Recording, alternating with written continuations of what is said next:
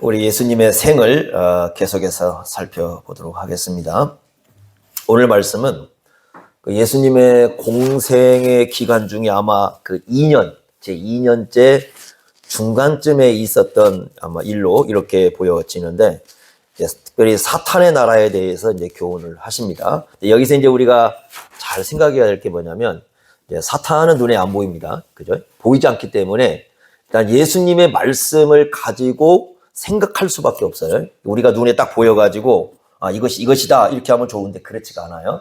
그래서 예수님의 말씀을 가지고 이제 생각해 볼 수밖에 없는데, 우리 이제 오늘 저희들이 보려고 하는 것은 이 말씀의 문맥을 좀 보면서 우리 시대의 그 사탄의 역사와 그 다음에 그 사탄의 역사 가운데에서 하나님 나라를 위해서 어떻게 우리가 살아야 되는가 하는 부분들, 이런 부분들을 좀 생각해 보도록 하겠습니다. 자, 먼저 한번 본문을 들어가 보겠습니다. 22절 보시면 그때 하면서 이 귀신이 들려가지고 눈이 멀고 말 못하는 사람을 데리고 왔다, 이렇게 말씀을 하고 있습니다.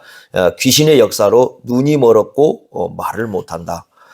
이거 오해하시면 안 됩니다. 그러니까 이 말씀을 가지고 이제 어떤 분들이 계시냐면 눈이 멀고 말을 못하는 모든 사람들은 다 귀신 들렸다, 이렇게 하면 안 됩니다. 그러니까 이 사람만 특별한 경우지, 눈이 멀고 말을 못하는 모든 사람들이 다 귀신 들렸으니까 그 사람들 우리가 귀신 쫓아내야 된다, 그렇게 얘기하면 예수님 말씀을 크게 이제 오해를 하는 겁니다. 이제 그런 것이 아니라 여기 이제 특별한 한 사람을 그렇다고 이렇게 말씀을 해 주시는 거예요. 자, 그런데 이제 23절 보시면 무리가 나오는데, 무리가 다 놀라가지고 뭐라고 얘기하냐면 다윗의 자손이 아니냐. 다윗의 자손이라 그 말은 구약에서 예언한 그 메시아다, 이제 그런 의미를 갖고 있는데, 여기 이제 특징적인 게 뭐냐면 예전에는 다 개인이 그런 고백을 한 거예요. 개인이 예수님을 만났을 때에 다윗의 자손이다 이렇게 얘기했는데, 여기는 이제 무리가 나옵니다. 처음 나오는 겁니다. 무리들이 이제 예수님을 집단적으로 이 다윗의 자손이다 이렇게 얘기를 합니다. 그러면 어떻게 되겠습니까? 그 당시에 예수님을 보았던 많은 무리들이 예수님을 다윗의 자손으로 얘기하고 있었다면은 많은 무리들이 누구에게 지금 가고 있다는 겁니까? 예수님께 가고 있는 거죠. 예수님께 가고 있습니다. 그러니까 이것을 이제 가장 기분 나빠한 사람들이 누구냐면 바리새인들인 거예요. 왜냐하면 이 바리새인들은요, 그 당시에 그 백성들을 기반으로 해서 서 있는 종교거든요. 그러니까 주로 이제 그 바리새인들이 그 당시 신앙인들에게 영향을 미치고 있었기 때문에, 만약에 그 신앙인들이 바리새인을 떠나게 돼버리면 자기들의 지지 기반이 다 무너지는 거거든요. 그러니까 이 바리새인 입장에서는 굉장히 그게 기분이 안 좋은 거예요. 개인이 와가지고 다윗의 자손이야 이렇게 부른다면 한두 사람 이렇게 고백하니까 그렇겠지 이렇게 생각할 수도 있는데, 이제는 한둘이 아니라 무리가 이렇게 때로 다니는 사람들이 예수님을 누구로 고백하고 있냐면 다윗의 자손으로 고백을 하는 겁니다. 그러니까 이 사람들이 이제 바리새인들이 이거 큰일 났다 생각을 합니다. 그래서 이제 어떻게 하느냐, 예수님을 드디어 이제 비방을 하기 시작하는데, 뭐라고 하냐면 24절에 보십시오. 그 바리새인들이 들었다는 거죠. 뭘 들었습니까? 23절에 사람들이 이제 모이는 무리들이다, 예수님을 누구로 얘기했다는 거예요? 다윗의 자손으로 얘기했다는 거죠. 그걸 듣고 나니까 뭐라고 얘기하냐면, 이거 아니다, 귀신의 왕 바알세불을 힘입지 않고는 귀신 쫓아낼 수 없다, 이렇게 얘기합니다.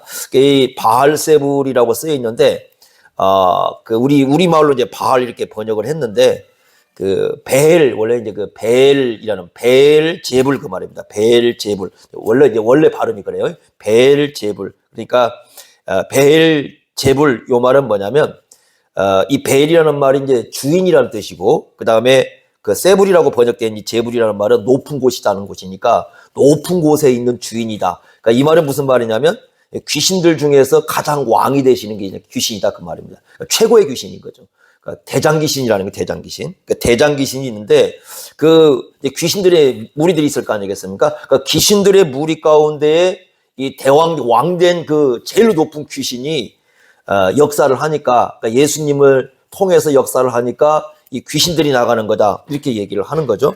지금 굉장히 이게 비뚤어진 지금 시각으로 예수님의 사역을 보고 있는 겁니다. 예수님께서 지금 귀신을 쫓아내서 눈이 멀고 말 못한 사람을 고쳐줬습니다. 그러면은 하나님의 큰 은혜를 베풀어 줬으니까 굉장히 이걸 좋아하고, 하나님의 사랑이 여기 나타났구나, 하나님의 영광이 여기 나타났구나, 이래야 되는데, 그게 아니라 가장 귀신 중에서 센 귀신이, 왕되는 귀신이 예수님 안에 역사해가지고, 그러니까 예수님은 어떤 분이라는 겁니까? 완전히 귀신 들린 사람이. 귀신 들려가지고 귀신 들린 사람이 귀신을 쫓아내고 있다. 이렇게 얘기를 합니다. 그러니까 예수님께서 기가 막히죠. 왜냐하면 비난을 꼭 해도 그 말도 안 되는 비난을 지금 하고 있는 거잖아요. 귀신들끼리 자기들끼리 싸우는 걸밖에 안 되지 않습니까? 이게 그잖아요. 그러니까 이거 말도 안 되는 비난을 하고 있다 이렇게 합니다. 여러분 예수님에 대한 비난이라는 거요 참 많습니다. 근거도 없는 비난들 굉장히 많아요. 그 예수님 이제 돌아가시고 이제 그 1세기 좀 지나서 누가 나오냐면 우리나라에 이분 굉장히 존경하는 분 계십니다. 존경하시는데 자주 이제 TV도 한 번씩 나와가지고 이분 얘기도 하고 강의도 하신 분 계세요. 그분이 계십니다. 하여튼. 근데 누구냐면 그 초대 이제 그 교회 당시에 그 이단 가운데 하나가 켈수스라는 이단이 있습니다. 켈수스. 이 켈수스라는 사람이 있는데 2세기 중엽 사람인데 이 사람은 아주 예수님에 대해서 신랄한 비판을 만들어내요. 그래서 뭐라고 만들어내느냐? 그 예수님의 어머니가 그 당시 이제 판테라라는 군인이 있는데 이 판테라라는 군인하고 이게 간음을 해가지고 예수님이 태어났다 이렇게 비난을 합니다. 또 예수님은 진짜 신성을 가진 존재가 아니라 자기가 하나님인 척 신성을 가진 척 하고 다녔다 이렇게 비난을 하고 예수님이 이제 몸으로 부활했다고 막 이제 얘기하지 않습니까? 육체적 부활을 얘기하니까 그것은 벌레들이나 그 가지는 소망이지 사람이라면 그 말도 안 되는 소리를 하고 있다. 막 이렇게 이제 비난을 합니다. 그러니까 이제 우리나라의 한 유명한 아주 유명한 분인데 그분이 나오셔가지고 이분의 얘기를 갖고 와가지고 봐라 기독교는 엉터리다 이렇게 얘기를 합니다. 그런데 그 당시 켈수스는 이단으로 이제 점제가 된 사람이고 이 사람은 예수님에 대한 열등감이 굉장히 강한 사람이에요. 그러니까 예수님이 이렇게 사람들에게 이제 많은 사람이 예수를 믿으니까 예수님에 대한 열등감이 강하다 보니까 누구에 대해서 강력하게 비판을 하냐면 예수님에 대해서 온갖 그 악의적인 말을 만들어가지고 다 비판을 합니다. 그러니까 거짓말을 하는 거죠. 거짓말을 만들어내는 거죠. 여러분 가끔 보다 그럼 우리가 이제 우리 개신교회가 이렇게 세워진 그 터가 칼빈이라는 분에 의해서 세워지지 않습니까? 근데 이제 가끔 어떤 사람들이 있냐면 칼빈에 대해서 아주 강력하게 이렇게 공격하는 사람들 계세요. 근데 그 공격하는 내용을 들어보면은 굉장히 거짓말이 많아요. 거짓말이 너무 많아요. 그럼 왜 그 많은 종교 개혁자들 중에서 하필 칼빈만 그렇게 주로 공격을 하거든요. 뭐 루트라든가 뭐 찌빙걸리라든가 뭐 멜랑어트라든가 많은 있는데 이들은 공격하지 않아요. 누구를 공격하냐면 칼빈만 거의 공격을 합니다. 왜 그러느냐? 특히 이단들이 가장 공격하는 사람이 칼빈이거든요. 왜 그러느냐? 열등감이에요. 칼빈에 대한 강력한 열등감을 갖고 있거든요. 그러니까 이제 칼빈만 공격하는 거예요. 칼빈이 이제 너무 이제 존중을 받고 하니까 이 사람을 무너뜨리면 자기들이 마치 이렇게 뭔가 세움을 받은 것처럼 얘기하거든요. 예수님에 대해서도 마찬가지예요. 예수님에 대해서도 많은 사람들이 그런 근거 없는 비난을 합니다. 근데 그 중에 이제 이 바리새인과 같은 사람들 있죠. 비뚤어지게 보는 거죠. 그런데 예수님은 벌써 이제 그들의 생각을 다 꿰뚫어 보지 않습니까? 그리고 뭐라고 말씀하냐면 25절 보시면요. 스스로 분쟁하는 나라마다 황폐해질 것이다. 그러니까 자기들끼리 싸우면 자기들끼리 망하는 거죠. 그렇지 않겠습니까? 그러니까 이 스스로 자기들끼리 싸우면 망하니까 사탄이 그렇게 머리 나쁜 존재는 아니에요. 사탄이 자기들끼리 싸워가지고 망할 어떤 그럴 만큼의 이 머리 나쁜 그런 존재는 아니에요. 굉장히 이 머리가 탁월한 존재인데 자기들끼리 안 싸웁니다. 근데 여러분 가끔 그 무당들 있지 않습니까? 그런 거 보셨어요? 그 귀신 들렸다 가지고 이제 이렇게 귀신 쫓아낼 때요. 여러분 한번 얘기 잘 들어보세요. 어떻게 얘기합니까? 더 센 귀신 불러오죠. 아십니까? 더 센 귀신 불러오죠? 그럼 이 사람은 어떻게 돼요? 이제 약한 귀신은 나가니까 당장 괜찮죠? 그러면 이제 어떤 귀신이 들어와요? 더 센 귀신 들어오면 어떻게 되겠습니까? 나중에 더 미쳐버리는 거죠. 그잖아요. 그러니까 잘 계잖아요.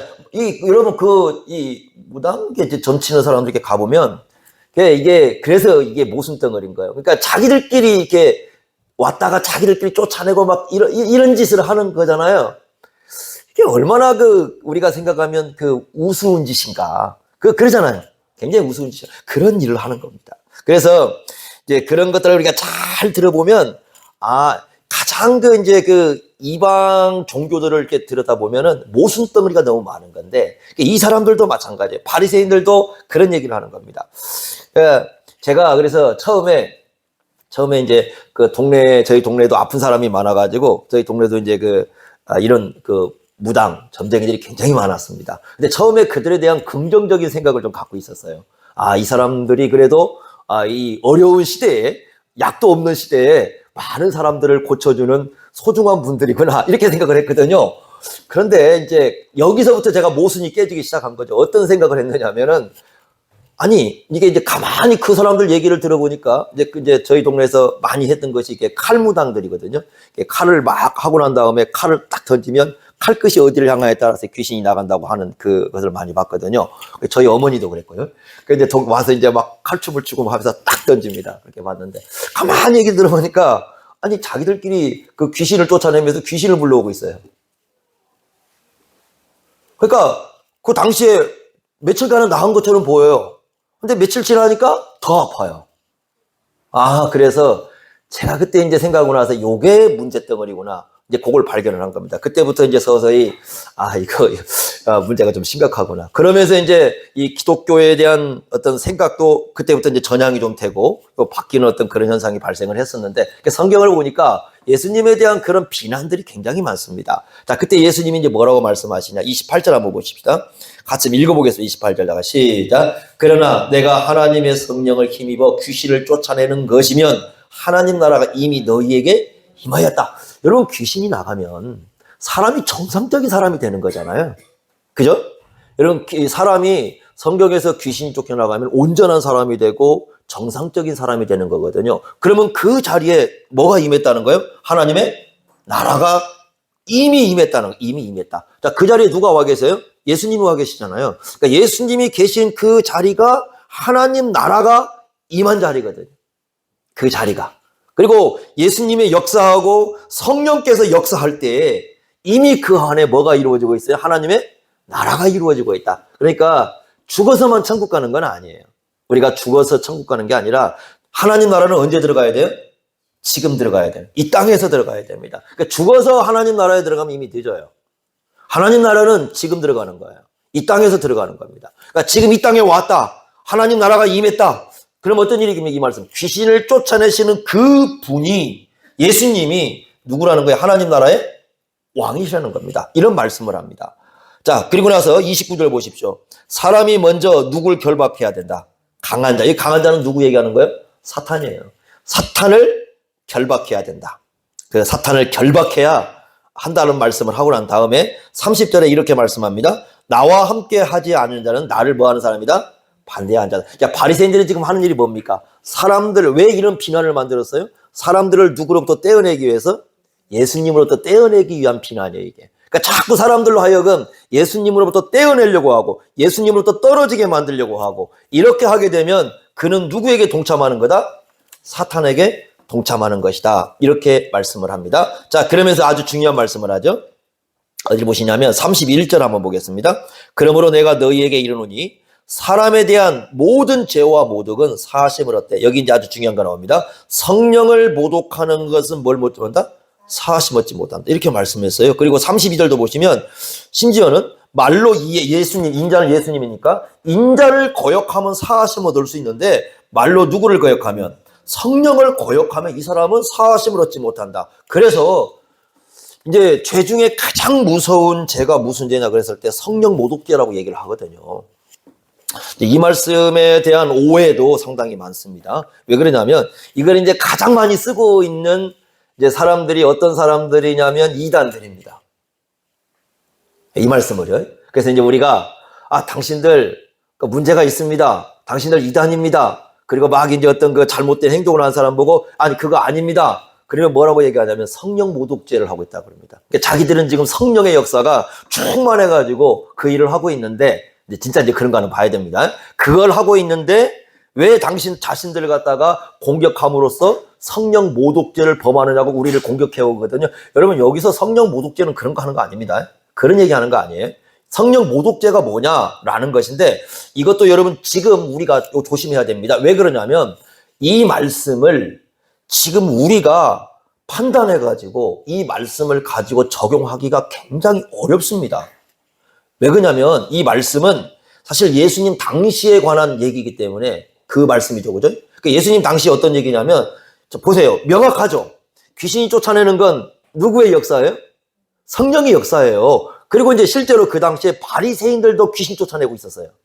그러니까 바리새인 자기들도 귀신을 쫓아내면서 귀신이 나가는 건 누구의 역사라고 얘기하고 있었어요? 하나님의 역사죠. 그러면 자기들의 그 논리에 의하면 예수님은 어떤 분이세요? 당연히 하나님의 역사를 행하시는 분이잖아요. 그렇게 나가야 되잖아요. 그런데 어떻게 해요? 예수님을 뭐라고 얘기한다? 가장 센 귀신들을 했다. 이건 뭐냐면 의도적으로 예수님을 거부하는 거예요. 몰라서 거부하는 게 아니에요. 알아요. 의도적으로 고의적으로 예수님에 대해서, 하나님에 대해서 이 비방을 해가는 그런 일을 하는 겁니다. 그러니까 성령 모독죄는 어떤 죄냐면, 여기서 말하는 성령 모독죄라는 것은 이게 자기들이 알아요. 여기 하나님의 역사인 걸 알아요. 누가 봐도 이거 하나님의 역사야. 이거 하나님이 아니면 할 수 없는 일이야. 이거 성령님의 역사야. 누가 봐도 알아요. 그런데 어떻게 합니까? 의도적으로 그걸 어떻게 해요? 거부해요. 여기 무서운 죄입니다. 그러니까 귀신을 쫓잖아요. 요 사건이에요. 그러니까 예수님. 근데 요걸 갖다가 우리에게 막 가져오기가 어려운 이유는 왜 어렵냐면, 여러분 지금 귀신을 쫓아낼 수도 있어요. 있습니다. 그런데 예수님이 귀신을 쫓아내는 건 좀 우리하고 차원이 달라요. 왜냐하면 예수님이 귀신을 쫓아내는 것을 어떤 의미를 갖냐면, 예수님 자신이 누구라는 걸 우리에게 알려주는 거예요. 하나님이신 걸 알려주는 거잖아요. 그렇지 않습니까? 그렇기 때문에 이 말씀을 우리에게 적용하기가 굉장히 어렵다는 거예요. 왜냐하면 우리 시대 사람은 예수님과 같은 그런 기적을 행하는 게 아니거든요. 예수님이 하나님을 알려주는 그런 기적을 행하는 것이 아니기 때문에 어떤 사건을 놓고 이건 성령 모독죄입니다 라고 말하는 것이 어려워요. 그러니까 예를 들면 이렇게 요즘도 이제 그런 거 많이 나오더라고. 축기 해가지고 써붙입니다. 이게 다니다 보면은 길거리에 이제 써붙이고 신유, 은사, 이런 거 쫙 써붙이고 이제 유명한 강사들 왔다고 써붙입니다. 봄이 오니까 또 그런 거 붙여지더라고, 이렇게. 그게 나옵니다. 그럼 이 사람들을 놓고, 이게 아닌데, 하나님의 나라는 이렇게 가는 게 아닌데, 라고 얘기하면 뭐라고 하면 자기들은 성령 모독죄라고 얘기하거든요. 예수님이 이 말씀을 갖고 와서 얘기하거든요. 근데 중요한 건 뭐냐면 그 사람들은 절대 예수님이 아니에요. 그 사람들은 예수님이 아니에요. 그렇기 때문에 그런 사건을 놓고 성령 모독죄입니다 이렇게 얘기하면 안 됩니다. 그러니까 그런 거 함부로 그렇게 얘기하는 거 아니에요. 그러니까 예수님 말씀을 함부로 그렇게 적용하면 자기들이 누구 위치에 올라간 겁니까? 자기를 예수님 위치에 놓은 겁니다. 그 말도 안 되는 짓을 하는 거죠. 그렇게 말씀을 해석하면 안 됩니다. 이 말씀은 굉장히 어렵습니다. 일단 그런 걸 여러분 우리가 기억을 해야 되고, 그러면 이제 여기서 우리가 생각해야 할 게 뭐냐면, 자 보십시오. 여러분 거기 26절에 이렇게 말씀해서 26 다시 보십시오. 만일 사탄이 사탄을 쫓아내면 스스로 분쟁하는 것이니 그리하고야 어떻게 그의 나라가, 이렇게 얘기합니다. 사탄의 나라가 있다라는 겁니다. 이게 중요한 겁니다. 지금 두 개의 나라를 얘기하죠. 하나는 어떤 나라예요? 앞에서 28절에 하나님의 나라가 이렇게 얘기했고요. 그 다음에 26절에는 어떤 나라가 있다? 그의 나라, 사탄의 나라가 있다. 그래서 왕이 있습니다. 나라는 왕이 있잖아요. 사탄의 나라는 당연히 누가 왕이에요? 사탄이 왕이겠죠? 하나님 나라는 누가 왕이십니까? 예수님이시겠죠? 그러면 지금 우리가 보이지 않는 싸움이에요. 지금 이 시대에도 이 영적인 싸움은 계속적으로 진행되고 있습니다. 그러니까 사탄을 중심으로 한 사탄의 그 나라와 예수님을 중심으로 한 하나님의 나라의 싸움이, 이 영적인 싸움이, 눈에 보이지 않는 싸움이 지금도 끊임없이 이 땅에서는 진행이 되고 있다는 것입니다. 그러면 우리가 지금 시대에 전개되고 있는 그 사탄의 역사와 그다음에 우리가 하나님 나라를 위해서 산다고 했을 때 어떻게 우리가 이 싸움을 해나가는지, 이제 그걸 우리가 정확히 알아야 되는 것이 굉장히 중요한 것이죠. 자, 여러분, 질문은 이겁니다. 먼저 우리 시대에 사탄이 활동을 할까요? 여전히 활동을 하겠죠? 어떤 사탄이냐?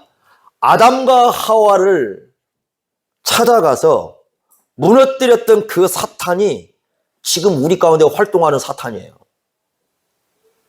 그죠? 여러분, 우리가 하늘에 태양을 보고 하늘에 달을 보잖아요?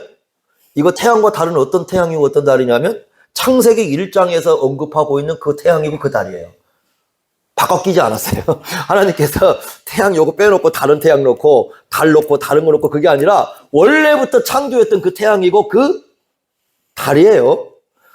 지금 역사하는 사탄도 마찬가지예요. 지금 역사의 사탄이 예를 들면 사탄이 왔는데 요거 바꿔 빼가지고 다른 사탄을 놓고 귀신이 역사하는데 다른 귀신을 놓은 게 아니에요. 아담과 하와를 찾아가서 무너뜨렸던 그 사탄이 지금도 일하고 있는 거고. 그죠? 예수님을 공생애를 시작할 때 처음에 사탄과 싸웠잖아요. 예수님을 시험했던 그 사탄이 지금 일하고 있는 거라니까요. 지금 여기 지금 여러분 오늘 나온 것처럼 여기 22절 보면 귀신 들려서 눈 멀고 말 못하는 사람 나오잖아요. 이 귀신이 지금도 역사하고 있다니까요. 안 죽고 귀신은 안 죽어요. 그러니까 지금도 그 아담과 하와를 무너뜨렸던 그 사탄이 예수님을 시험했어요. 똑같은 사탄이. 그 예수님을 시험했던 똑같은 사탄이 지금 우리 시대도 어떻게 하고 있습니까? 역사하고 있습니다. 계속적으로 역사하고 있습니다. 예수님 당시에 이 역사했던 귀신들 있지 않습니까? 그 귀신들이 지금 우리 시대에도 똑같이 뭐 하고 있어요? 일하고 있다니까. 얘는 지치지도 않아요. 우리는 일하면 지치죠. 안 그렇습니까? 하루 종일 뛰어나면 저녁에 어떻게 해야 돼요? 자야 돼요. 또 일하다 보면 배가 고프죠? 어떻게 해야 됩니까? 먹어야 돼요. 사탄은 먹지도 않고 자지도 않고 계속 지치지도 않고 일을 해요. 지금까지 사탄하고 귀신들은 한숨도 안 잤어요. 예수님 창세기부터 이때부터 시작해가지고 뭐 그런 존재 아니잖아요. 언제까지 일을 하느냐? 마태복음이요. 25장 41절 보시면 이렇게 말씀했습니다. 마귀와 사자들 귀신들이죠. 이들이 언제 영원한 불에 들어갈 때가 있다. 그때까지 일을 하신다는 겁니다. 그럼 영원한 불에 들어갈 때가 언제예요? 주님 다시 오실 때까지. 그때까지는 계속의 일을 합니다. 그래서 여러분들이 요한계시록의 이제 끝부분에 가지 않습니까? 요한계시록 20장에 가면 어떤 얘기 하냐면 20장 10절에 보시면 같이 이렇게 지옥 형벌이 있는데 그 지옥 형벌을 받는 자리에 세 종류가 같이 앉아 있습니다. 누가 있냐? 첫째는 미혹하는 마귀가 있고요. 두 번째는 누가 있냐면 요한계시록 13장에 두 짐승이 나오죠. 그 두 짐승인데 첫 번째 짐승은 어떤 짐승이냐면 예수 믿는 사람을 박해하는 그 정치적 대적자들입니다. 그 이제 존재가 있고요. 두 번째는 누가 있냐면 두 번째 짐승이 나오잖아요. 여러분 666이라고 들어보는 것 아시죠? 666이 누구예요? 거짓 선지자죠. 거짓 선지자를 따르는 존재들입니다. 그러니까 요거와 관계된 거죠. 그러니까 정치적인 박해자가 있고 거짓 선지자가 있습니다. 여러분 기독교가 존재하는 곳에요. 항상 이 두 존재는 있습니다. 왜 그래요? 왜 이 두 존재가 있어요? 사탄이 일하고 있기 때문이에요. 그러니까 사탄이 일하는 증거는 뭐냐면 기독교에 대한 누가 있습니까? 정치적 박해자가 항상 존재하는 거고 두 번째는 누가 존재하고 있다? 거짓 선지자가 존재해요. 그리고 요한계시록 21장에 가면은 요 사람들과 함께 앉아있는 존재들이 누구예요? 어린 양의 생명책에 기록되지 않는 사람들이 또 거기에 같이 가게 되는 거죠. 그래서 그날까지 즉 이 마귀와 그 다음에 그의 앞자기가 돼서 일했던 어떤 정치적 대적자란가 그 다음에 거짓 선지자들이 자기들끼리 한 자리 모일 때까지는 한 자리 모여서 다 같이 모일 때까지는 계속해서 이 땅에서 뭐 하고 있어요? 일을 하고 있습니다. 그래서 베드로전서 5장 8절에 이렇게 말씀했습니다. 근신하라 깨어라 너희 대적 마귀가 우는 사자같이 두루다니며 삼킬 자를 찾고 있다 이렇게 얘기합니다. 여러분 두루다닌다는 말이 원래 누구에게 썼던 표현이에요? 예수님께 썼던 표현이에요. 예수님이 마태복음 4장 23절 보시면 온 갈릴리에 두루 다니시면서 뭐하고 다니십니까? 가르치시고 천국 복음 전하시고 병든 자와 약한 자를 어떻게 하시면 고치시잖아요. 그런데 사탄도 그러고 다닌다는 거예요. 다니면서 누굴 찾고 있어요? 삼킬 자를 찾고 있습니다. 그러면 삼킬 자를 여러분 어느 정도까지 삼키냐 보세요. 예수님과 함께 했던 가룟 유다를 삼켜버립니다. 네? 그러니까 가룟 유다는 사탄의 어떤 먹잇감이에요. 먹잇감인데 지금도 그 먹잇감을 위해서 계속 찾고 있습니다. 사탄은 만족하지 않아요. 항상 배고파요. 누구도 배고프다고 하는데 항상 사탄은 배가 고픕니다. 그래서 계속해서 자신이 무너뜨릴 존재를 끊임없이 찾습니다. 우리는 시대를 갖다가 늘 얘기합니다. 우리 시대에는 그냥 그런 거 일할까 그런데 사탄은 시대 따지지 않습니다. 어느 시대든 상관이 없습니다. 어느 시대고 어느 존재고 죄와 죽음이 있는 곳이면 사탄은 끊임없이 역사합니다. 그래서 계속해서 자기의 먹잇감을 찾고 있습니다. 중요한 건 이제 우리가 이런 사탄의 삼킬자 앞에 먹잇감이 된다는 걸 조심을 해야 되겠죠.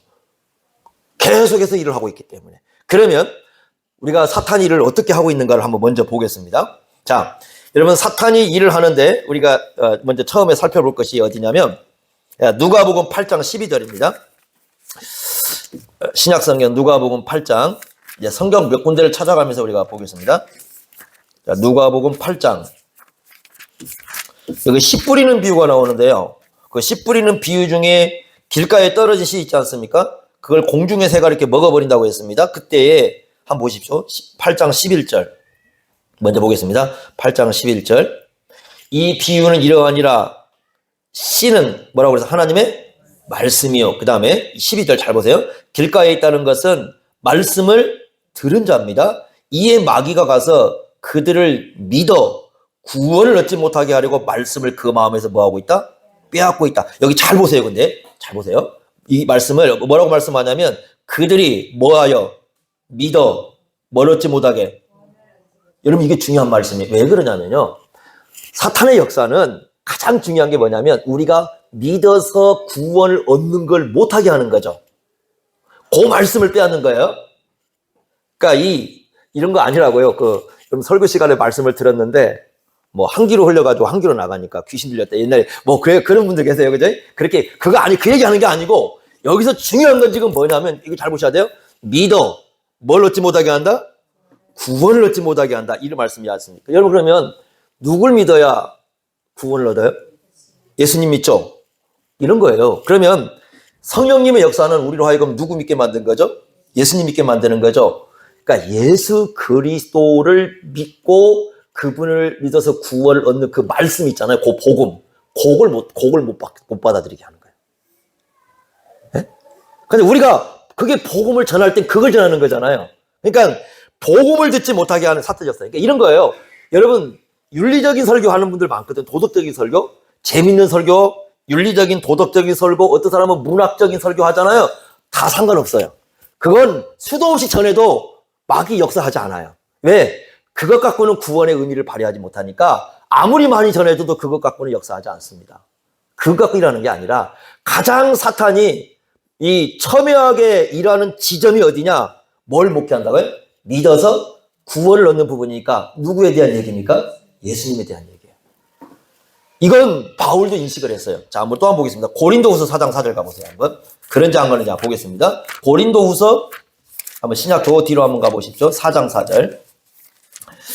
289쪽 신약 고린도후서 4장 4절 말씀인데 이게 첫 번째 지금 역사입니다. 자, 첫 번째 사단의 역사는 뭘 못하게 한다? 믿어 구원을 얻지 못하게 하니까 이 복음을 받아들이지를 못하도록 듣지 못하도록 역사한다는 거죠.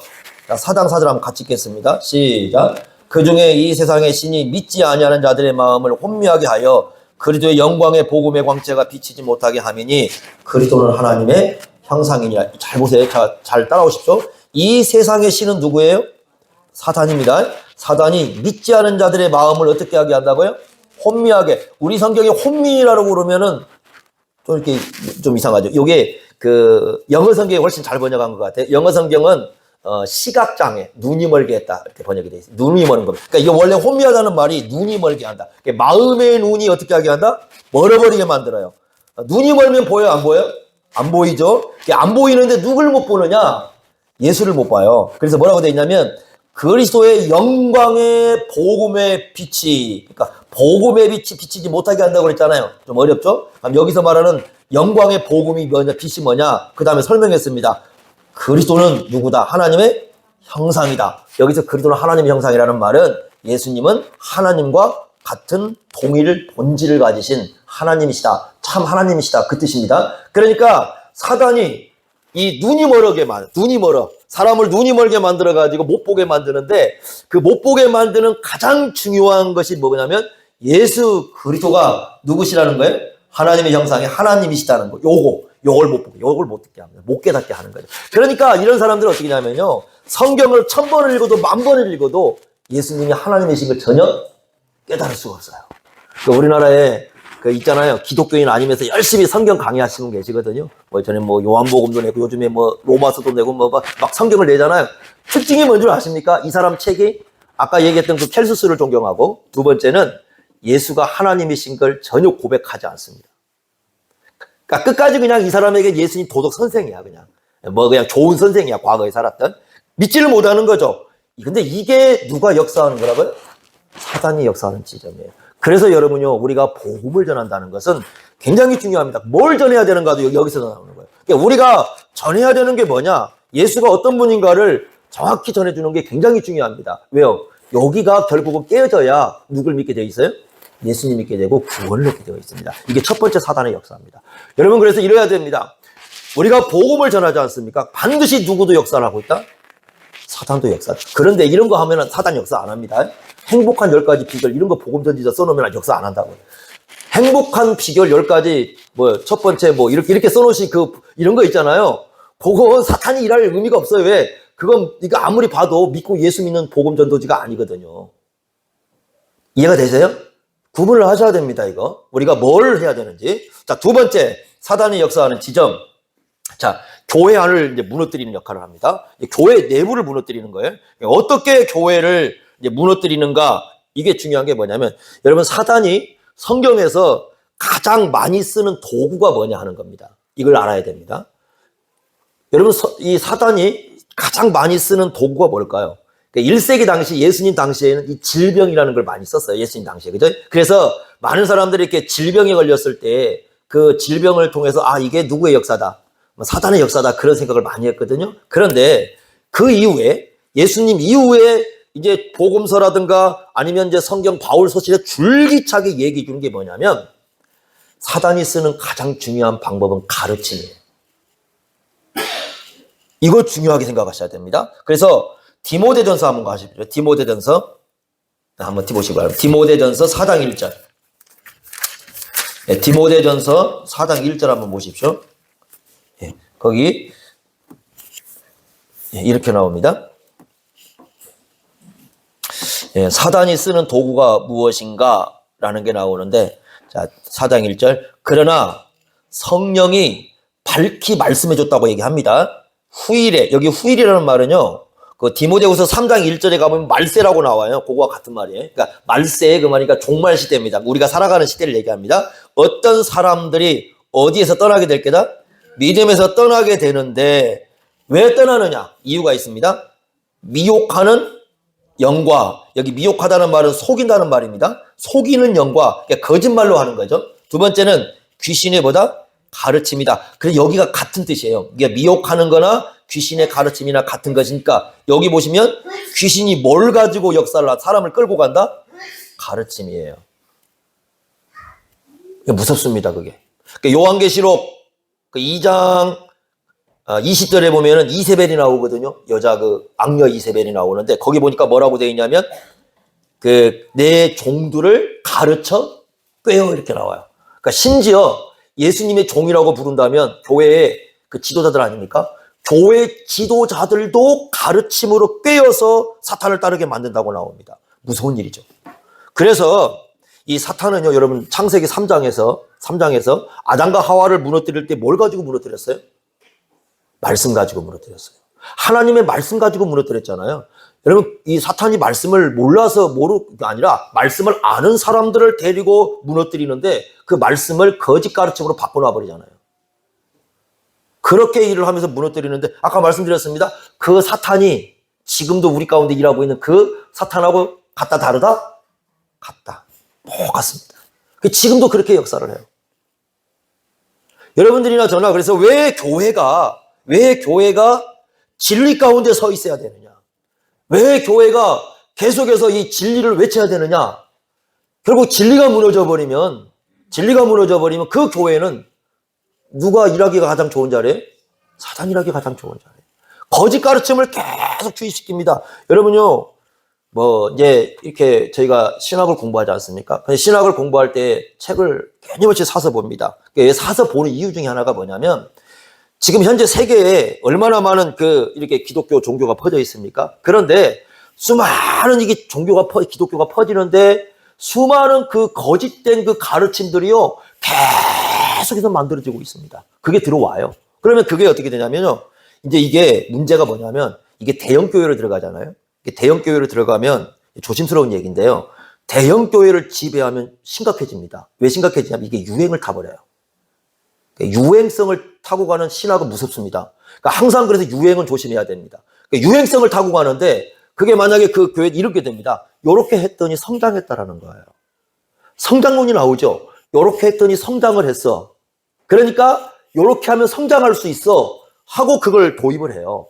그러면 그걸 갖고 오지 않습니까? 그러면 이런 거죠. 이 전국에 얼마나 많은 교회들이 연약한 교회들입니까? 그러면 그런 교회가 되고 싶어 해요. 그런 교회가 되고 싶어 하는데 거기에서 제시하는 게 요렇게 하면 성장할 수 있다는 거예요. 그러니까 어떻게 하느냐? 그런 교회들이 그 교훈을 달라붙습니다. 이게 무서운 거예요. 그리고 의심도 하지 않아요. 왜냐하면 여러분 이단들이 지금 주장하는 게 뭐예요? 봐라, 자기들이 얼마나 성장했는가 하는 거잖아요. 지금 그걸로 사람들을 미혹하잖아요. 자기들이 하나님의 역사하는 자기들 교회만이 하나님이 있다는 증거가 뭐냐면 요만큼 성장했다고 이단들이 지금 그 얘기하잖아요. 똑같은 성장률 우리가 갖고 오는 거예요. 성장했으니까 요걸 이렇게 하면 된다라는 걸 갖다가 주입을 시켜요. 그러면 어떻게 되느냐? 사람들이 그래 저거야 라고 생각을 하면서 따라가기 시작합니다. 그런데 그게 바로 뭐예요? 사단이 교회들을 무너뜨리는 전략입니다. 가르쳐도 아무리 이렇게 외쳐도 사실 사람들이 별로 귀를 기울이지 않아요. 얼마나 교묘하게 성질인지 모릅니다. 여러분, 사탄이요, 처음부터 예를 들면 이 백과 흑은요, 야 이거 백, 흑 이러면 금방 알아보죠. 근데 그게 아니고 마치 그 개구리 삶을 때하고 똑같다고 그래요. 개구리 여러분 어떻게 한다고 그래요? 뭐 그게 진짜인지는 모르겠습니다. 안 해봤을지 몰라요. 우리는 개구리 잡으면 그냥 팍 따가지고 바로 이렇게 그냥 해서 모르겠는데 개구리를 죽이는 방법이 있답니다. 처음에 다 이렇게 놓으면은 물에다가 놓잖아요. 미지근하게 얘가 온도를 못 느낄 정도로 놔둔답니다. 서서히 불을 떼면은 살살 따뜻해지잖아요. 그럼 얘가 이게 막 여러분 그렇잖아요. 물속에 들어가면 몸이 다 풀어지죠. 저하고 이렇게 되고 있는데 계속 불을 뗍니다. 나중에 얘가 다 끝날 때는 뭐가 돼서 나와요? 요리돼가지고 나오죠. 개구리가. 사단이요, 교회를 공격할 때요, 처음부터 딱 교회하고 반대되는 얘기를 하면 다 알아봅니다. 그러니까 어떻게 해요? 섞어요. 그래서 그걸 처음에 2단으로 가는 거 아니에요. 처음에 뭐부터 들어가냐면 사이비부터 갑니다. 사이비가 뭐냐면 섞는 거예요. 짝퉁을 만들어 놓는 거지. 점점 짝퉁이 되잖아요. 근데 여러분 보십시오. 처음에 진품을 주면 이게 진품을 갖고 있잖아요. 근데 나중에 이제 진품을 모두 짝퉁을 얻지 않습니까? 짝퉁도 갖고 다니면 어때요? 그냥 갖고 다닐만 하죠. 나중에 짝퉁 갖고 다닐 때 이제 진품과 짝퉁 스스로 구분해야 안 해요? 별로 안 해요. 이제 갖고 다니면서 그냥 갖고 다니는 거, 이게 짝퉁도 이게 그냥 이거라. 근데 처음에는 짝퉁 좀 기분 나쁘죠. 근데 나중에 계속 짝퉁 들고 다니면 그것도 갖고 다닐만 합니다. 거짓 교훈이라는 게요, 처음에는 그렇게 살살 넣는데 이게 그냥 들을 때 처음에 좀 이거 아닌 건데 이렇게 돼요. 그런데 계속 듣잖아요. 듣고 또 들으면 어떻게 돼요? 이게 진품이처럼 느껴지는 거예요. 그게 무서운 겁니다. 그 사탄은 그렇게 역사하는 거예요. 그래서 우리가요, 깨어 있어야 됩니다. 그러니까 깨어 있는다는 것은 교회가 진리에 눈을 뜨고 있어야 됩니다. 이게 안 되면은 언제든지 넘어가요. 다 넘어갑니다. 예외 없어요. 수많은 사람들이 그렇게 역사 속에 그렇게 왔으니까. 세 번째 역사하는 지점이 뭐냐면, 사탄의 역사는 세상의 풍조를 따라가게 만든다는 겁니다. 에베소서 2장 1절에 보면은 그 얘기 나옵니다. 너희가 죄와 허물로 죽었다. 그러면서 2장 2절에 뭐라고 말씀하냐면 이렇게 얘기했습니다. 영적으로 죽은 상태를 얘기합니다. 세 가지 얘기합니다. 첫째, 세상 풍조를 따른다. 둘째, 공중의 권세 잡은 자를 따른다. 세 번째, 불순종한다. 이렇게 돼 있잖아요. 그죠? 불순종하 이렇게 돼 있지 않습니까? 사탄은 우리로 하여금 계속해서 이 세상에 머물게 합니다. 이게 중요한 거예요. 그래서 세상에 머물게 하는 중요한 방법이 뭐예요?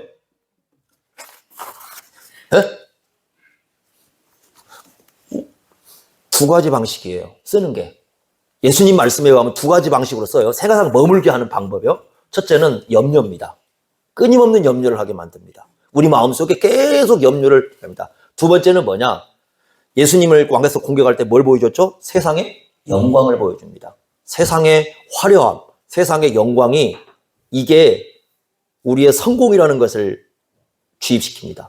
그래서 우리로 하여금 세상에 머물게 하는 두 가지 방법이 있는데, 첫째는 끊임없는 염려 속에 살게 하고, 두 번째는 우리로 하여금 세상의 그 화려함 속에 취하게 만들어 버립니다.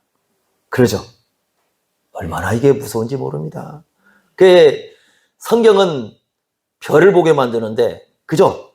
요즘 별 볼 일 없잖아요. 요즘은 뭐 보러 가요? 눈 뜨면 저녁 딱 마치고 나면 성경은, 여러분 성경 저자들은 밤이 되면 별을 보러 가잖아요. 지금 사람은 화려한 불빛으로 가잖아요. 그죠? 어디로 갑니까? 젊은 사람들은 완전히 다른 세계 속에 살고 있는 거죠. 그런데 여러분, 이 두 가지에 우리가 끌려가면 결국은 그 속에서 사단에 의해서 더 이상 헤어나오지 못하는 그런 길이 될 수 있습니다. 자, 마지막 하나입니다. 네 번째, 생각을 조심해야 됩니다. 그 하나님 나라를 대적하는 생각을 하게 만들어요. 여러분, 요한복음 13장 2절에 보시면 마귀가 가룟 유다를 할 때 어떻게 공격합니까? 생각을 넣어요. 어떤 생각입니까? 예수님을 팔려는 생각을 넣어요. 근데 이 유다는 자기가 그냥 생각한 거예요. 그런데 무섭습니다. 자, 때로는 도덕성도 문제가 될 수 있어요. 자, 마태복음 16장에 이런 사건이 나옵니다. 예수님께서 막 십자가 진다고 말씀하시잖아요. 예수님께서 제자들에게 십자가, 바로 베드로가 신앙 고백했어요. 뭐라고 고백했어요? 주는 그리스도시고 하나님의 아들입니다. 고백하니까 예수님이 됐다 하고 얘기하십니다. 자, 지금부터 내가 너에게 중요한 거 얘기하겠다. 십자가를 질 거고 나는 부활할 것이다. 이렇게 예수님이 말씀하지 않습니까? 그때 베드로가 어떻게 합니까?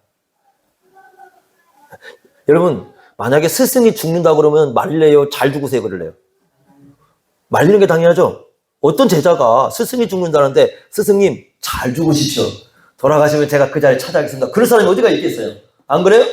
그러니까 베드로가 예수님이, 자, 내가 지금 죽으러 간다 그러면 예수님 잘 죽으세요. 그렇지요, 그죠? 어떻게 얘기해야 돼요, 여러분? 일반적인 도덕적으로는 안 되죠, 이렇게 얘기해야 되잖아요. 베드로는 그걸 한 거예요. 베드로는요, 그 탁월한 도덕성을 드러낸 겁니다, 그 자리에서. 그래서 어떻게 합니까? 예수님을 갖다가 심지어는 우리 성경에는 항변했다고 나오는데, 그 원문은 꾸짖는 겁니다. 막 꾸짖어요, 예수님을 갖다가. 예수님 지금 뭔 소리를 하냐고. 지금 우리가 예수님을 왜 따랐는데, 예수 돌아가시냐고, 왜 죽냐고 막 하면서 막 꾸짖잖아요. 그때 예수님이 하신 말씀이 뭡니까? 네. 사탄을 그러잖아요. 그러니까 사탄이라는 말 자체가 무슨 뜻이에요, 원래? 대적자잖아요. 그러니까 이런 얘기예요. 너는 지금, 그러니까 사탄아, 그 말 자체가 하나 얘기하는 게, 너는 지금 하나님 나라에서 뭐 하고 있는 존재다? 대적하고 있어. 너 지금 너의 도덕성은 너는 훌륭하다고 생각할지 모르겠지만, 지금 하나님의 구원 계획은 이런 것인데, 너는 지금 이 하나님의 구원 계획에 대해서 너는 지금 네가 먼저 앞서가가지고 이걸 갖다가 너는 지금 무너뜨리려고 하고 있어 라고 강력히 얘기를 하는 겁니다, 예수님께서. 그래서 뭐라고 하냐면, 사탄아, 내 뒤로 물러가라 할게요. 지금 베드로는 예수님을 따르는 제자의 모습이 아니에요. 그러니까 예수님이 지금 십자가를 지러 가신다고, 부활하신다고 이렇게 했을 때는 보통 스승이 죽는 일이 아니거든요. 구속사적 사건이니까 굉장히 중요한 사건인데, 그건 생각하지 않고 그냥 자기 인간적으로 누구 하나 죽으니까 죽지 마세요, 스승님 죽으면 안 되십니다, 이런 수준으로 가서 예수님을 말려버린 거예요. 강력하게 얘기합니다. 그래서 이런 겁니다. 사탄이 하는 가장 중요한 일, 사탄아 그랬잖아요. 예수님 가장 가까이에서 그 얘기를 했거든요. 하나님 나라에 대해서 또는 하나님의 역사에 대해서 반대하는 그 생각을 이렇게 갖게 됩니다. 욕을 갖게 만들어요.